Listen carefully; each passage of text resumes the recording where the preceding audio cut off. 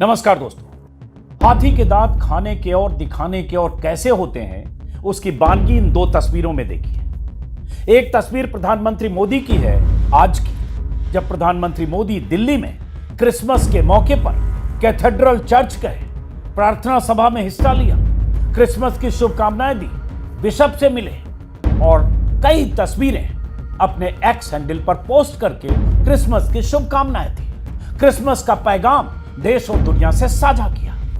और दूसरी तस्वीर, बल्कि दूसरी क्या, तीसरी, चौथी, पांचवी, छठी, सातवीं, आठवीं तस्वीर, ये तमाम तस्वीरें बीजेपी शासित राज्यों से आई हैं। यूपी से, उत्तराखंड से, असम से, एमपी से, छत्तीसगढ़ से और दिल्ली से। इन तस्वीरों में वो हुड़दंगी हैं, वो लफंगे हैं, वो कट्टर हिंदुत्ववादी दस्तों के लोग हैं, उत्पाती दस्ते हैं, जिन्होंने क्रिसमस के मौके पर क्रिसमस से पहले तमाम तरह के हुड़दंग किए, तोड़फोड़ की, चेतावनी दी, डराया कि क्रिसमस मनाया तो खैर नहीं।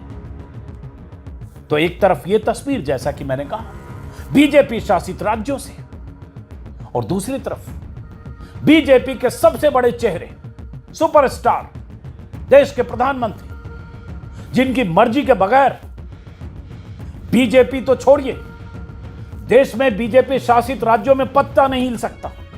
और अगर वो चाह लें कि ऐसी तस्वीरें बीजेपी शासित राज्यों से नहीं आनी चाहिए, तो मजाल क्या कि ये लफंगे क्रिसमस के मौके पर या क्रिसमस से पहले चर्च पहुंच जाएं, मॉल पहुंच जाएं, कहीं और सार्वजनिक जगह पर पहुंचकर इस तरह से हुड़दंग करें। लेकिन नहीं, मोदी जी को चर्च में जाना है और हुड़दंगियों को हुड़दंग मचाना है हर क्रिसमस के मौके पर, हर साल।